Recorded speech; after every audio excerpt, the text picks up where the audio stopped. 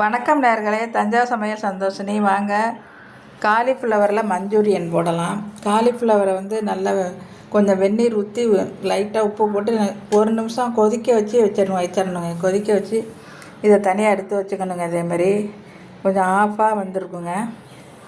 அதுக்கு தேவையான பொருட்கள் சோள மாவு எடுத்திருக்கேன், மைதா எடுத்திருக்கேன், இஞ்சி பூண்டு விழுது, மிளகாத்தூள், காஷ்மீர் மிளகாத்தூள், மஞ்சத்தூள், கொத்தமல்லி, தக்காளி சாஸு, கொஞ்சம் வெங்காயத்தை 1 2 அப்படி இது பண்ணி வச்சுருக்கேங்க.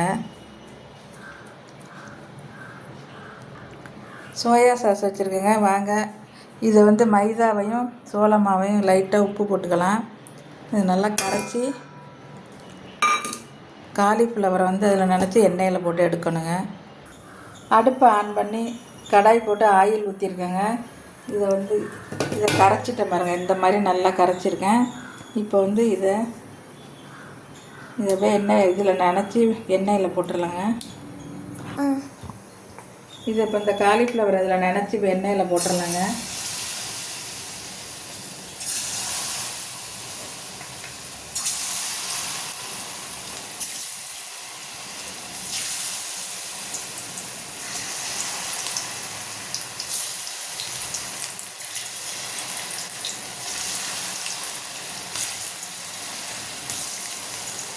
குச்சி கட்டு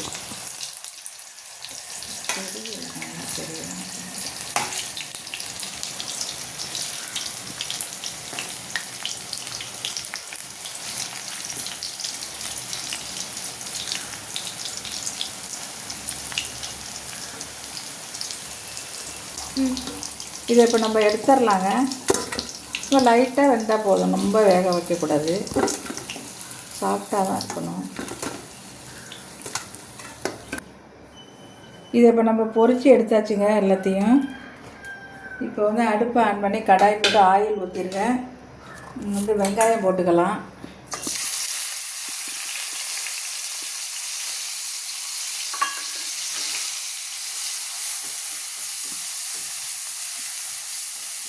அடுத்து இஞ்சி பூண்டு போட்டுக்கலாங்க. மிளகாத்தூள், காஷ்மீர் மிளகாத்தூள் தான் நாங்கள் போடுறோம்.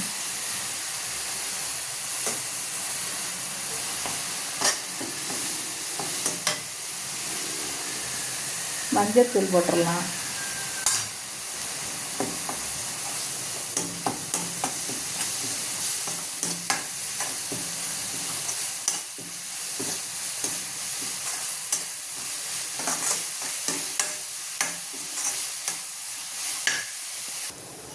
தக்காளி சாஸ் ஊற்றிக்கலாங்க.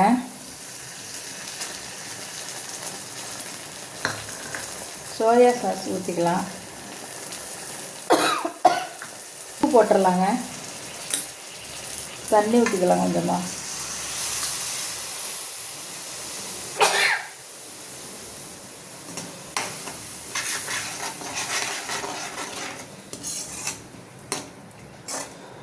நல்லா அது கொதிக்கட்டுங்க. இப்போ பச்சை வாசனம்லாம் போயிட்டுங்க. நல்லா இந்த மாதிரி கலருக்கு வந்துட்டு இப்போ நம்ம இதை போட்டு கலர் இல்லை. அதில் காலிஃப்ளவரை போட்டு காலிஃப்ளவர் மஞ்சூரியன் ரெடியாக இருக்குங்க. சூப்பராக இருக்குங்க வாசமே. நீங்களும் இதேமாரி செஞ்சு பாருங்கள். சூப்பராக இருக்கும், டேஸ்டியாகவும் இருக்கும். இப்போ நம்ம வேறு பிளேட்டில் இதை மாற்றிடலாம். காலிஃப்ளவர் மஞ்சூரியன் ரெடி ஆகிட்டுங்க. கொத்தமல்லி தூவிக்கலாம் நம்ம. அவ்வளவுதாங்க, சூப்பராக இருக்கும். நீங்களும் செஞ்சு பாருங்கள். இந்த வீடியோ பிடிச்சிருந்தா லைக் பண்ணுங்கள், ஷேர் பண்ணுங்கள், சப்ஸ்கிரைப் பண்ணுங்கள். வாழ்க வளமுடன்.